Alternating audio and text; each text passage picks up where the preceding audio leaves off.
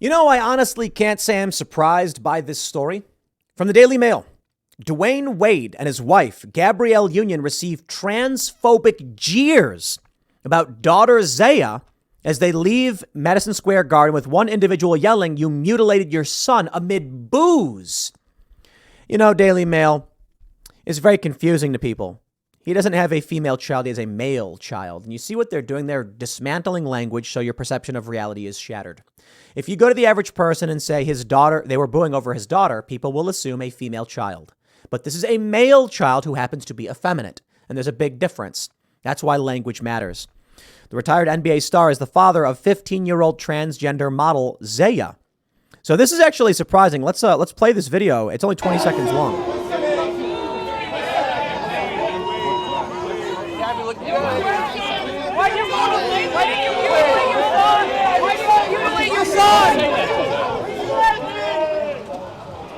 You know, at first I heard the one guy yelling that, and I'm like, so one guy showed up and he heckles Dwayne Wade, right? And then it's just like, no, the whole group's booing. There's tons of booing over this guy. Say former NBA star Dwayne Wade was booed and had transphobic comments hurled at him as he left the Knicks game with the Miami Heat against the Miami Heat with his wife. The 41-year-old who played for the Heat for 16 years was at Madison Square Garden Sunday to watch his former team rout the hosts.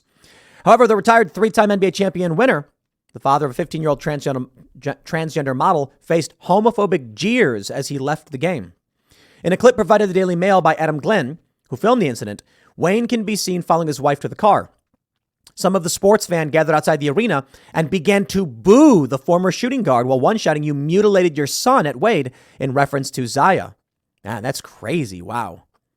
Zaya legally changed her name and gender in February after coming out as trans, aged 12, following a court battle between Wade and his ex-wife, Siobhan Funches Wade. A Los Angeles County judge signed off on the new identity for Dwayne's 15-year-old child in documents obtained by TMZ. The judge also granted her official gender change from male to female. The petition for the name and gender was filed last August. Last November, Zaya's mother contested the petition made by Wade, claiming the child was being pressured financially to make the decision. That's creepy. The accusation, of course, that they're saying you'll be famous. Think about all the opportunities you'll have if you do this, much like Jazz Jennings. You want to be on TV, don't you? Making a TV show of it. It's very, very creepy. During an interview with journalist, host, and NBA reporter Rachel Nichols on her show Headliners, Wade explained why he decided to leave the state he called home, Florida, despite being a celebrated figure, saying, "You know, obviously the taxes are great. Having Wade County is great, but my family would not be accepted or feel comfortable there. And so that's one of the reasons why I don't live there. A lot of people don't know that. I have to make decisions for my family, not just personal individual decisions." That's right. Dwayne Wade claims that he fled Florida because of the ban on sex changes for kids. Now, while we're hearing the story that Dwayne Wade was booed, I think it's important to understand regular people are saying enough. The Dylan Mulvaney scenario with Bud Light is a good example of this. They're saying, not kids, back off. So, okay, Dwayne, you had to leave Florida. What about New York City, where you just got booed by a crowd of people over what's going on with your kid? See, it's not just about Florida. It's about regular people saying no to this.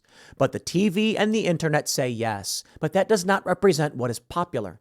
Now, in the previous segment, I talked about this guy is Ryan Webb. I'm sorry, this lady, Ryan Webb, who identifies as a lesbian woman of color. Well, there's another story advancing this, and I bring this up here in this segment because it goes along with what's happening with Dwayne Wade, who wants to say we didn't feel safe. Okay, well, what about this man in Indiana? Indiana councilman comes out as lesbian woman of color, faces death threats and doxing by outraged LGBT activists. So spare me your lies and manipulations to claim, as they do in the media, that the right is the threat, when in reality, you have reasonable governance in which doctors say, look, over in Europe, they're getting rid of this treatment. It does not work. We need to end it. And the law is passed. And then Dwayne Wade says, I got to get out of here. Gets heckled in New York City because regular people agree this is bad stuff. But then this guy in Indiana decides to identify this way, and the left threatens his life. So you tell me what's worse, the legislative process, democracy, or violent mobs. The left, they go on Twitter and they try to make the argument that the right is violent and they're trying to end democracy, but we see this every single day. In fact, it is the far left that has been firebombing buildings and attacking people. And when it comes to what the right is willing to do, they're willing to vote and pass laws. And you know what? Not even really willing to do that. But the left, they're willing to firebomb buildings and force everybody in lockstep. And you know what? They deserve everything that they get. When you vote for this stuff, this is what you get. Let me show you this story. San Francisco Whole Foods made more than 560 emergency calls over 13 months after rampant drug use in restroom, people defecating on the floor, violence towards staff, and theft of all 250 shopping baskets. All of them. Oh my. Well, that's just about 2 per day. It's almost 2 per day. 560. Really? Could you imagine almost let's just say every weekday, you're making 2 phone calls to the police saying, please help. And at what point do they look down and say no? Well, then you're on your own. You voted for it yourself. There's a story I was telling the other day. We were over at MGM National Harbor, and there's this older guy who told me he was a retired cop.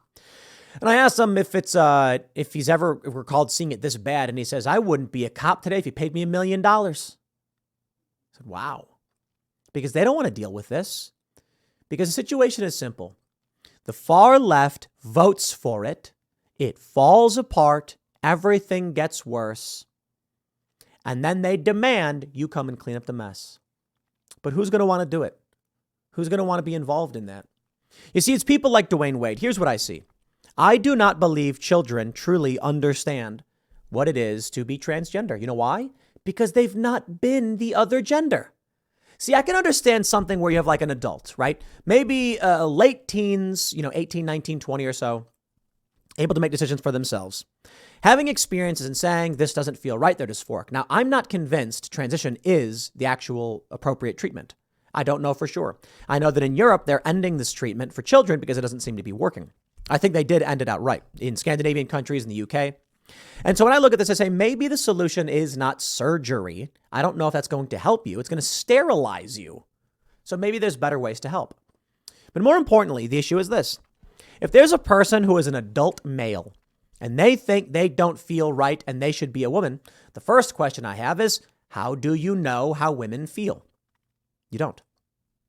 That's the question that Matt Walsh asked a trans woman. How do you know you're supposed to be a woman? And what the individual went on to describe was the experience of a trans person. They said they listened to a podcast where a woman said these things. A woman? A trans person said these things. And you identified your life experience and feelings with the trans person, not a woman. Of course, you make the argument that someone listened to a biological female speak their experience and they said that feels more like, how I feel. However, the issue still is, if you've not experienced life as a female and a male at both, how would you have a reference for which one you're supposed to be? So there's that viral clip from The Good Doctor where there's a transgender little boy who says to the autistic doctor, how did you know you were supposed to be a boy? And he says, your question doesn't make sense. I'm not supposed to be anything. I am a boy. That's it. You're not supposed to be anything. And so I have a question about transgender or whatever. Maybe the way you feel is just part of who and what you are. Why would you need to surgically alter yourself or chemically alter yourself to be something else? You are who you are. Now, everybody wants to look a little different. Some people wear different clothes. Some people get their teeth fixed. Some people get nose jobs. And I think all of it is unnecessary. Just be you. You are you. You are unique. You are a special, a unique snowflake. In that regard, you became what you were, and there is no one else like you. Now, we all share common traits and all that stuff, but why are there people who so desperately want to physically alter themselves to be something different? I mean, sure, it'd be great to, be Superman or something like that. Wouldn't everybody want the power to fly around and you want to look a certain way? You do your best to look that way. You work out, you exercise, and within the parameters of who you are, you make yourself the best version of yourself. But removing your healthy body parts and getting surgeries and medication, I don't think is actually making you your best self. So I question what's going on with Dwayne Wade and his male child. and why this child feels this way. I certainly think it's possible that endocrine disruptors are playing a big role in gender dysphoria, but I have to wonder how someone could know that they're actually female if they've not ever been female and don't know what females feel like. If someone wants to dress a certain way, so be it. But why give someone chemicals that will sterilize them? Yeah, got me.